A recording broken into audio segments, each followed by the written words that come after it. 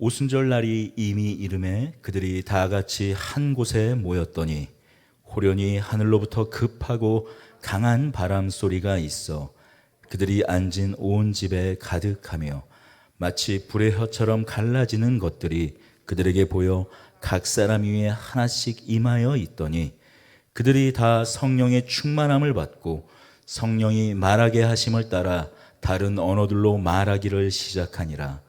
그때 경건한 유대인들이 천하 각국으로부터 와서 예루살렘에 머물러 있더니 이 소리가 나매 큰 무리가 모여 각각 자기의 방언으로 제자들이 말하는 것을 듣고 소동하며 다 놀라 신기하게 여겨 이르되 보라, 이 말하는 사람들이 다 갈릴리 사람 아니냐?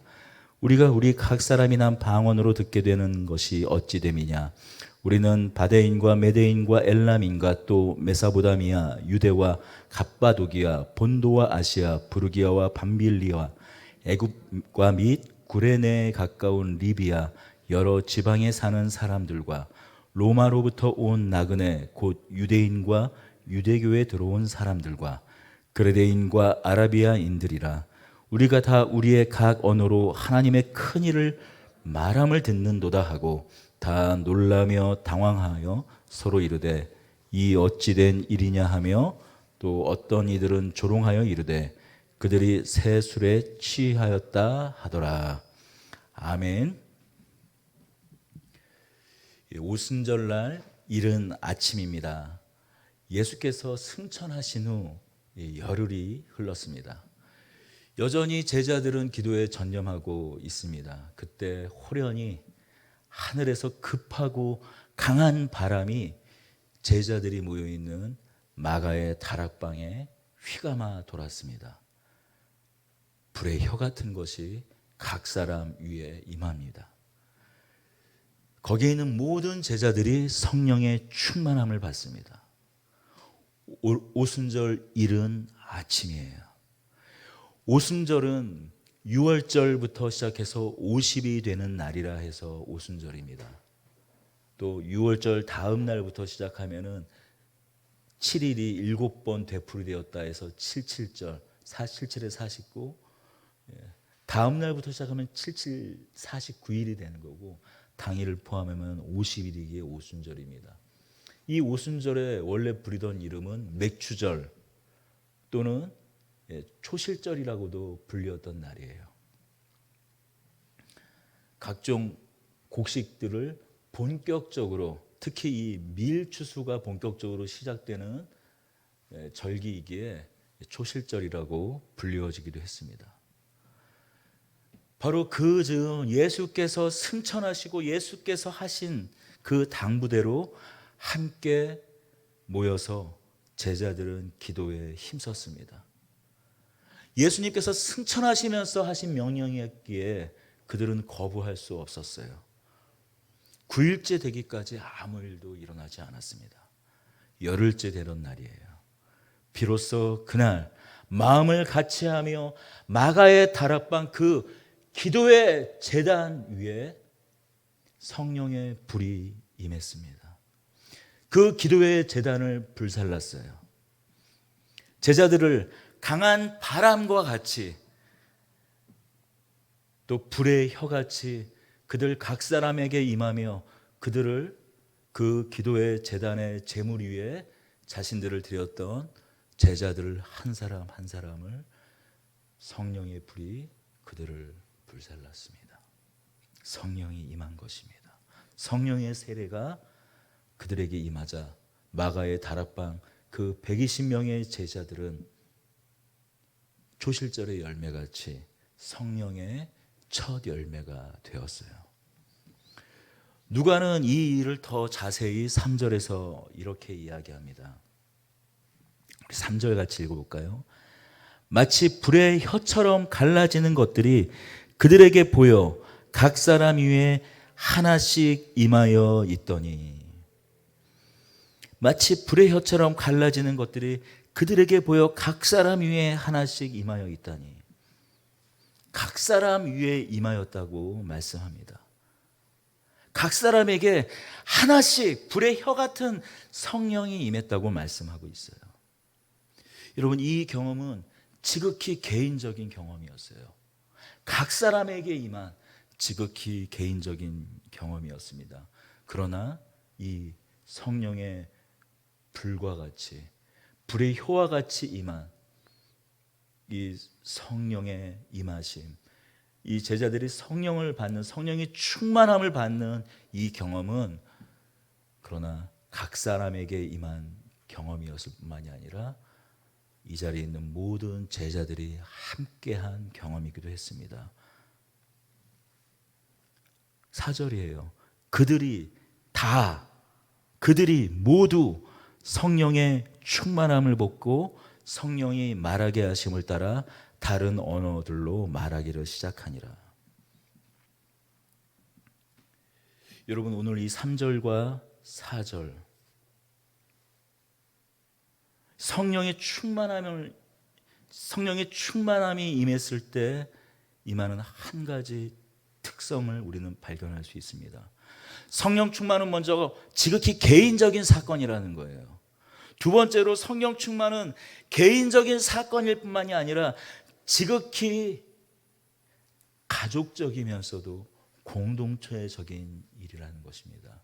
이들이 뿔뿔이 흩어져 있어서 각각 따로따로 있던 것이 아니라 한 집에, 마가의 다락방에 그들이 40일 동안 예수님께서 말씀하신 하나님 나라의 그 복음에 대한 그 말씀으로 다시 그들을 회복시키며 뿔뿔이 흩어졌던, 서로가 서로를 탓하고 서로가 서로를 잘못했던 것을, 너는 도망자 아니었냐, 너는 예수를 저주까지 하지 않았냐라는 그런 모든 그런 마음들을 하나로 묶어서 다시 그들의 공동체성이 그 기도 가운데 회복된 어느 날, 그들의 가족과 같은 3년을 먹고 마시고 주의 부활까지, 예수 그리스도의 그 부활까지 목격한 한 가족으로서 그들의 그 가족됨이, 공통체성이 회복이 될 때 그들의 그 기도 가운데 성령이 임했습니다. 그렇습니다. 성령 충만은 지극히 개인적인 사건일 뿐만 아니라, 그러나 성령 충만은 그것을 넘어서서 가족적이며 공동체적인 사건이라는 것입니다. 그러나 성령 충만은 개인적인 사건, 공동체적인 사건일 뿐만이 아니라 그것을 더욱더 넘어서서 세계사적인 사건이에요. 불의 혀같이 임한, 그렇게 개인에게 임한 성령이 모든 제자들을 충만케 하여 세계인들의 말을 하게 한 사건입니다. 여러분, 이 사건을 관통하는 것은 무엇입니까? 바로 방언입니다. 다른 언어들로 말하기를 시작하니라. 하나님 아버지께서 약속하신 성령이, 그 약속한 성령이 부어져 성령의 세례를 받게 되어 일어난 제자들에게 하게 하신 첫 일이 무엇이라고요? 방언을 말하게 하신 거예요. 여러분, 왜 방언이었을까요? 먼저 여러분, 지금 제자들이 하게 된 이 방언은 외국어를 말합니다.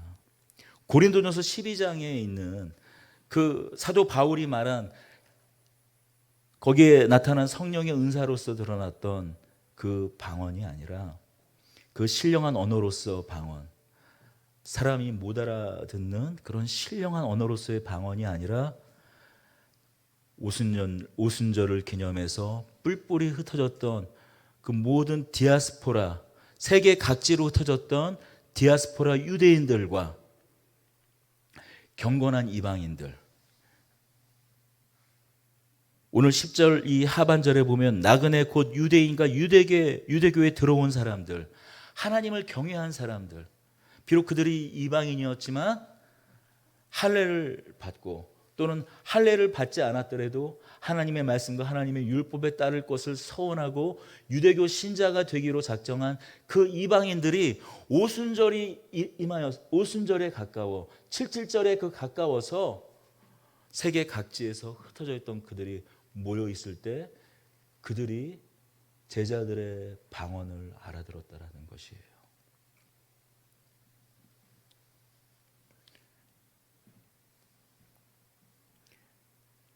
각자 저마다 자신들의 그 지방에 자신 각자의 그 민족의 언어로 제자들의 말을 알아들었습니다. 물론 여기 어떤 분들은 이들은 그 알아듣지 못하는 말로 했지만 성령께서 역사하셔서 이 각지 흩어졌던 그 나그네들, 유대인들, 경건한 이방인들이 자기들이 알아들을 수 있게 성령께서 역사하셨다라는 의견도 있고, 또는 물론 저도 이제 생각하기로는 이 말씀을 생각하기로는 분명히 이들이 외국어로 제자들이 외국어로 말을 했다고 저는 믿습니다. 아무튼 제자들이 외국어를 전혀 배우지 않았던 외국어, 자신의 모국어인 이 이스라엘 말이 아니라 이 외국어로 방언을 했건, 아니면 그들은 전혀 알아듣지 못한 그 말을 했으나 여기에 모인 사람들이, 모인 흩어졌던 유대인들과 경건한 이방인들이 그 알아듣지 못한 말들을 성령께서 역사하셔서 자신들이 그 말을 알아들었던 간에 중요한 것은 성령이 제자들에게 임하였을 때 이 방언을 하게 된 이 사건, 이 다른 말을 하게 된 이 사건이 가져온 결과는 무엇입니까? 그들은 소통할 수 있었다라는 것이에요. 방언으로서의 성령 세례, 성령 충만으로서의 첫 일은 소통하기를 비로소 시작했다라는 것이에요. 여러분, 오순절날 이른 아침 제자들이 성령의 충만함을 받아서 방언을 한 것은 단순히 성령 충만함을 받은 증거로서 방언을 주신 것이 아닙니다. 방언을 받은 사람은 성령 충만한 사람이고, 방언을 받지 못한 사람은 성령 충만함을 받았지 하는 그 증거, 그 구별로서 방언을 받은 것이 아니에요.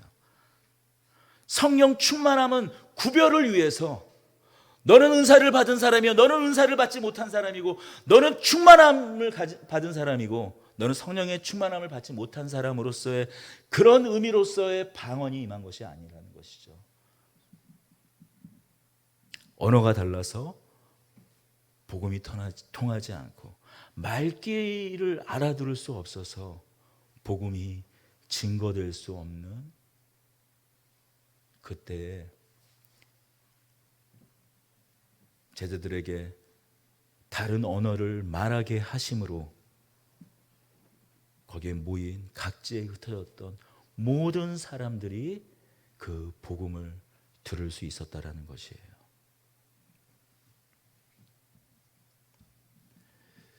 그렇습니다. 성령 충만으로서 첫 시작이 방언이었던 것은 바로 소통의 능력, 이 증인들로 부름받은 제자들이 세계 만방으로 예루살렘과 사마리아와 땅끝까지 복음을 전할 수 있도록, 소통할 수 있도록 그 소통의 능력으로서 방언이, 그 증언할 수 있는 능력으로서 방언이 주어졌다라는 것이에요.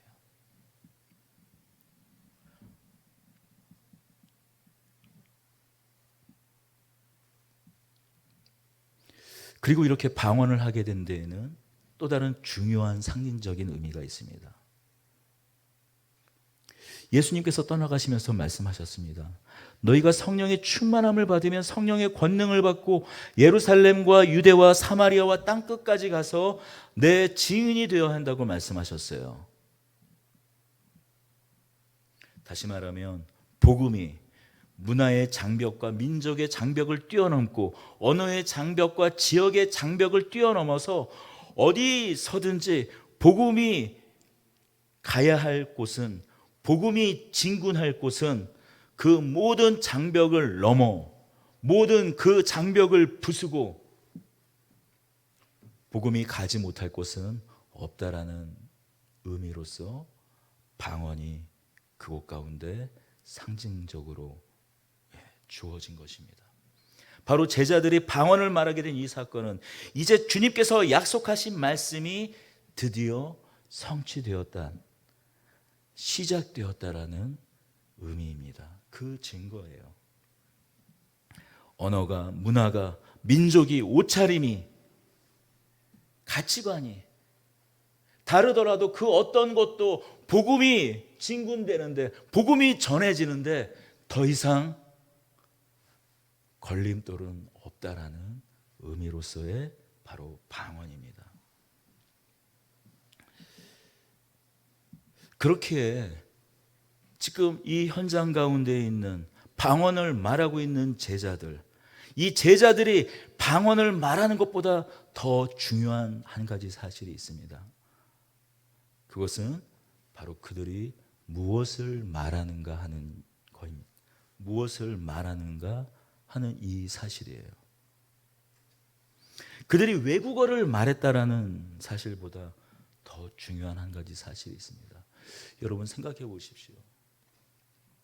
내가 태어나면서부터 한 번도 못하던, 배워본 적도 없던 말을 하고 있어요.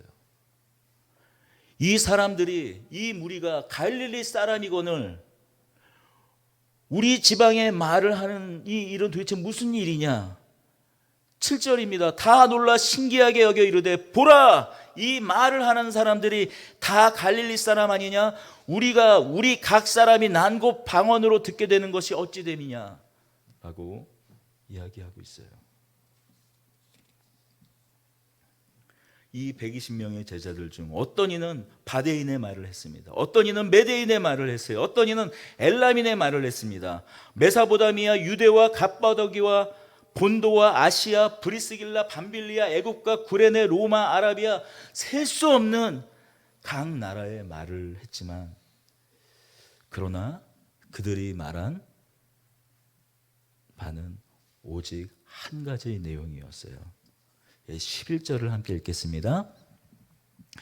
그레데인과 11절을 함께 읽겠습니다. 그레데인과 아라비아인들이라 우리가 다 우리의 각 언어로 하나님의 큰 일을 말함을 듣는도다 하고, 그들이 한 말은 오직 하나였어요. 하나님의 큰 일이었습니다. 제자들이 성령의 충만함을 받아서 외국어를 했어요. 틀림없는 한 사실입니다.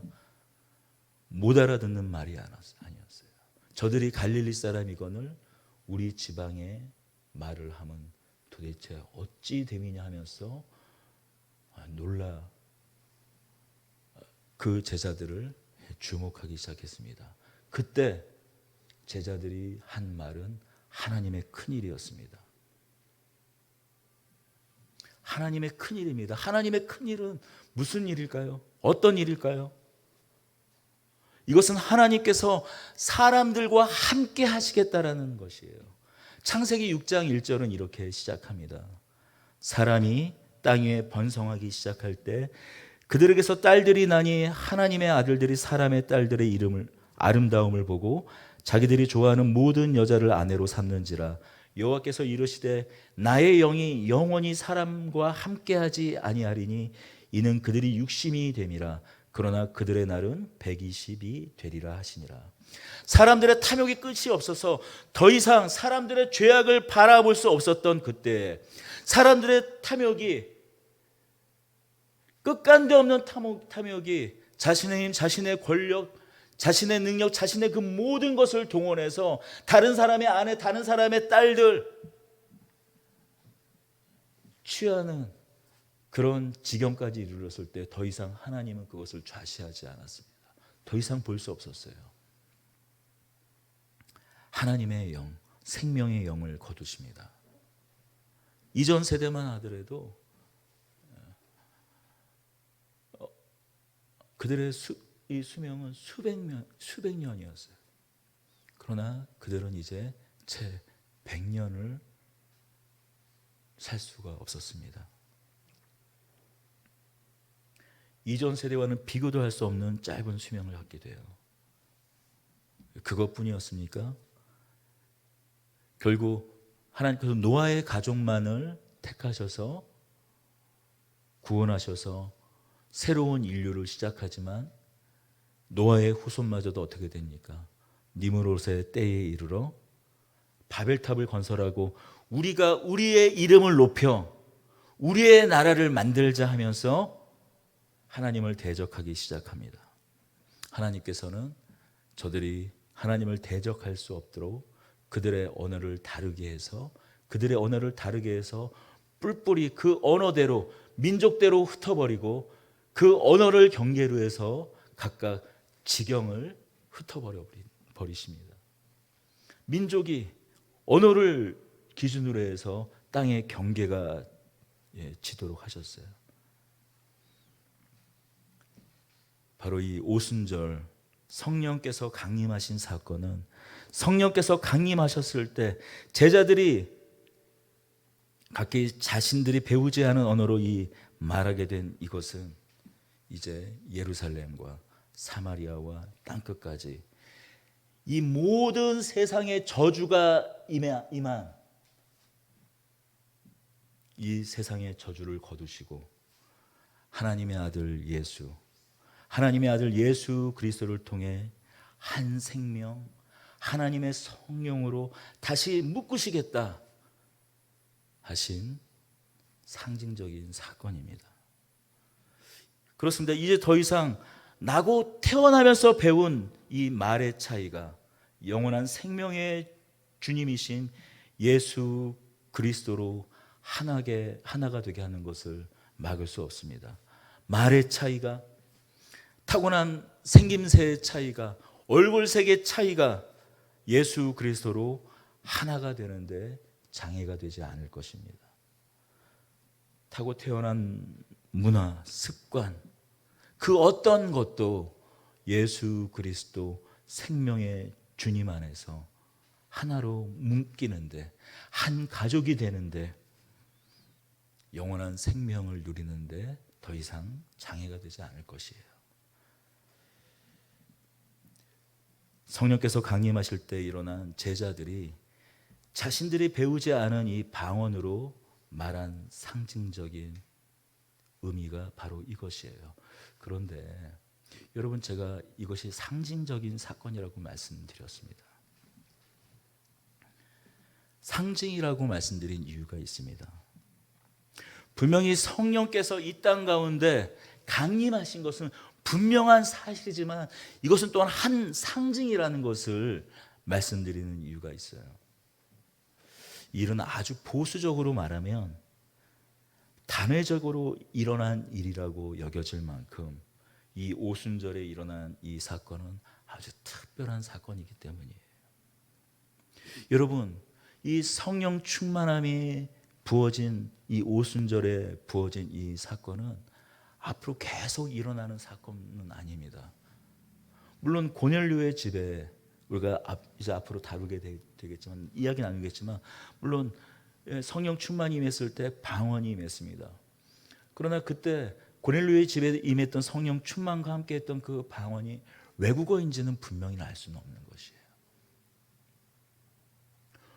고린도전서에 나오는 그 고린도 교회의 아볼로를 통해서 제자가 된 사람들에게 임하였던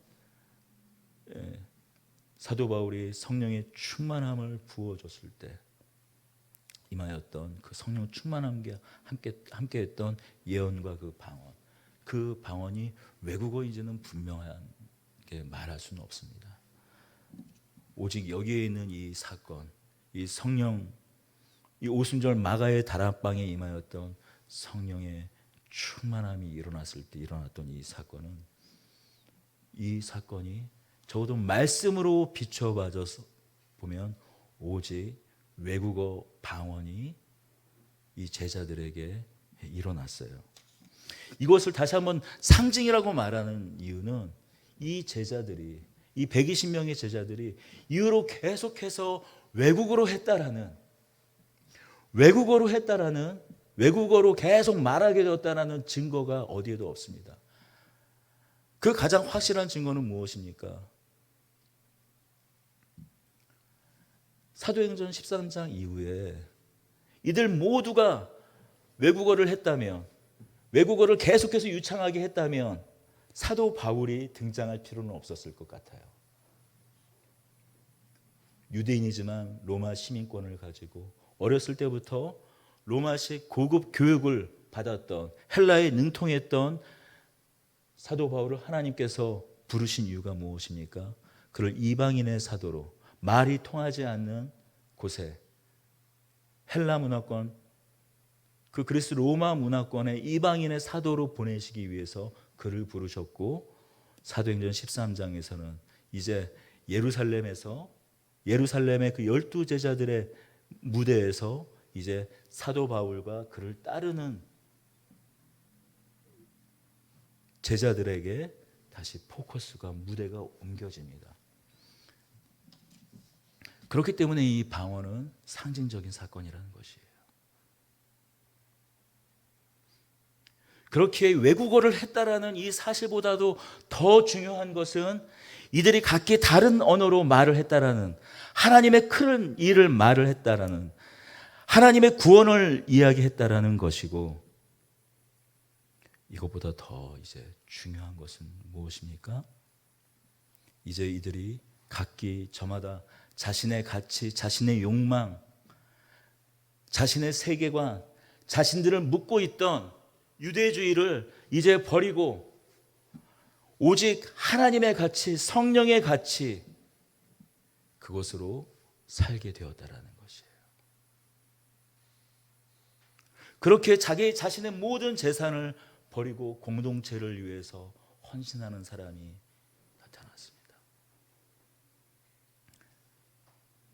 자신이 가지고 있었던 모든 가치, 욕망의 그 중심, 그것을 다 떨쳐내고 드디어 소통하는 일들이 시작되었습니다.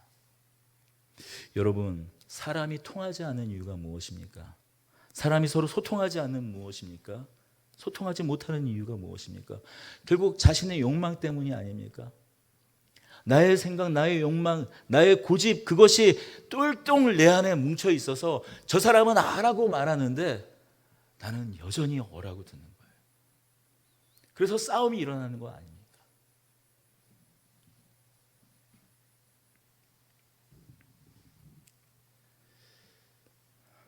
여러분, 왜 성령이 이 땅 가운데 임하였을 때 왜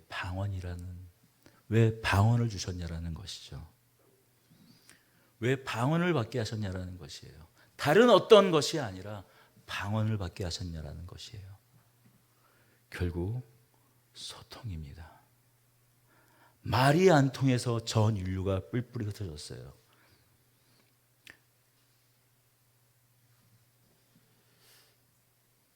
여러분, 그러면 우리가 한번 생각해 보고 싶은 것은 이것입니다. 말이 같으면, 여러분, 말이 같으면, 한 말을 쓰면, 한국말, 조선말, 이 대한민국 언어를 쓰면 말이 통할까요? 아니요, 그렇지 않은 것 같아요. 지금 오늘 이 땅에 우리나라뿐입니까? 미국도 마찬가지죠. 전 세계에서 지금 나타나는 현상, 나타나는 일들이 무엇입니까? 우파와 좌파, 자신의 정치색, 세대와 세대. 우리나라도 지금 또 어떻습니까? 세대 간의 갈등. 예전에는 계급 갈등, 계층 갈등이었다면 지금 가장 화두가 되고 있는 것은 무엇입니까? 계층 갈등보다 더 큰 화두가 되고 있는 건 세대 갈등 아닙니까? 말이 안 통한다라는 거 아닙니까? 저도 여기서 참 벗어나기 힘든 것 같아요. 부끄럽지만 제 아내가 저희 아이들이 한 얘기를 잘 옮기질 않아요. 이제 제가 잘 삐지고 제가 잘 상처받을까 봐 말을 잘 옮기질 않는데 얼마 전에 이런 이야기를 하더라고요. 아빠랑은 이야기가 안 통한다라는 거예요. 아빠랑은 이야기가 안 통한다는 거예요. 여러분, 성령이 임했다라는 것, 성령이 충만함을 받았다라는 것은 하나님과 소통이 되었다라는 거예요. 하나님과 통했다라는 것이에요. 하나님과 통했다라는 것은, 하나님과 통했다라는 것은, 하나님이 통했다라는 것의 증거가 방언이라는 것은 이제 비로소 그동안 자신의 가치, 자신의 욕망, 자신의 생각, 자신의 중심성에 똘똘 묻혀서 다른 사람이 내 안에 들어올 그 삶의 여지가 전혀 없었던 사람이 이제 비로소 통할 수 있는 그 능력이 덧입혀졌다라는 것이에요. 그러니 여러분, 감히 말씀드릴 수 있습니다. 내가 여전히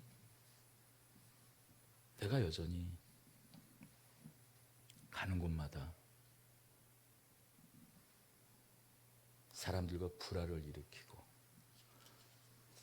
내가 가는 곳마다 분열을 일으키고,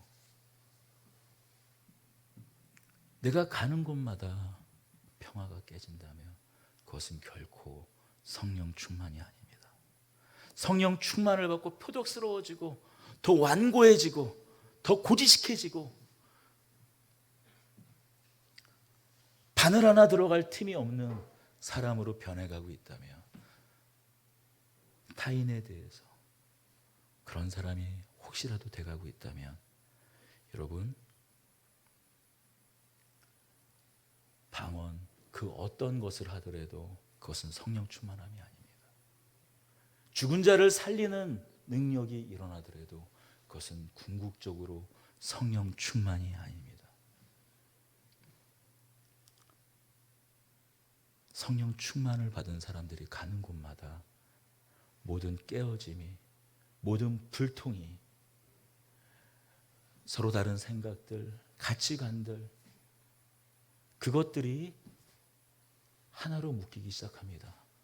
그래서 사도 바울은 성령 충만을 받은 제자들을 향하여 뭐라고 말합니까? 화평의 사람이라고 말합니다. 이중 언어 구사자가 되는 것이에요. 여기서 이중 언어, 바이링구얼 랭귀지라고 하는가, 그렇죠. 단순히 오늘 태어난 모국어 위에 왜 다른 언어를 할 수 있는 것만 그것을 의미하는 것이 아니라 같은 언어를 사용하지만 전혀 통할 수 없는 그 세대, 그 장벽을 넘어서 통할 수 있는 사람이 된다라는 의미이기도 합니다. 그러므로 여러분, 진정한 성령의 언어, 성령의 충만함이란 무엇일까요? 사랑의 언어를 하기 시작하는 것입니다. 사랑의 언어야말로 세계의 언어이고 만국 공통어입니다. 다시 한번 감히 말씀드릴 수 있습니다. 성령 충만함을 받고 여전히 불통하는 사람이라면, 여전히 가는 곳마다 분열이 일어난 사람이라면 그는 성령 충만한 자가 결코 아닙니다. 나타났다 사라지는 안개와 같은 것입니다. 능력을 받아 귀신을 내어쫓고 축사하고 병든 자를 고친다 할지라도, 나면서부터 못 걷는 사람을 고친다 하더라도, 못 보는 사람을 보게 한다고 할지라도 그가 여전히 분열을 일으키는 사람이라며, 누군가를 불행하게 하는 사람이라며, 자신의 욕망을 위해 끊임없이 소유하는 사람이라면 그는 성령 충만한 사람이 아닙니다. 나타났다 사라지는 안개와 같습니다. 여러분, 이어서 이 사도행전, 이 성령 충만함이 일어난 이후에 나타나는 그 모든 증거가 무엇입니까? 서로가 서로를 위해 자신의 것을 나누고 사랑하고 서로 연대하고 책임졌던 사건들 아닙니까?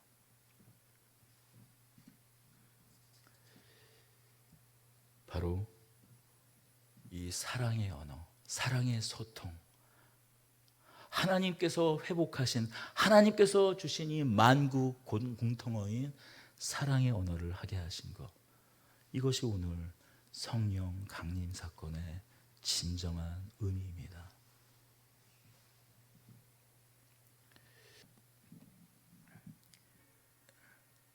다시 한번 이 말씀을 바라보며 우리 안에 비록 어떤 분들은 이 일이 단회적인 사건이다, 인류 역사상 이 성령의 강림이 단회적으로 있었던 일이다, 다시금 기대할 수는 없는 일이다 라고 할지라도 간절히 바라며 간구합니다. 주님께서 우리를 불쌍히 여기셔서, 우리 더드림 교회를 불쌍히 여기셔서, 또한 저를 은혜 베풀어 주셔서 여기는 한 사람 한 사람 각자 모든 영혼들을 은혜 베풀어 주시고 선물을 허락하셔서 이 성령 안에서 새로운 말, 새로운 인격, 새로운 사랑의 언어, 하나로 묶이고 진정한 가족이 되고 예수 그리스도의 생명이 부어지고 풀어지는 그러한 성령의 사람들이 다시금 되기를 소원하며 축원합니다.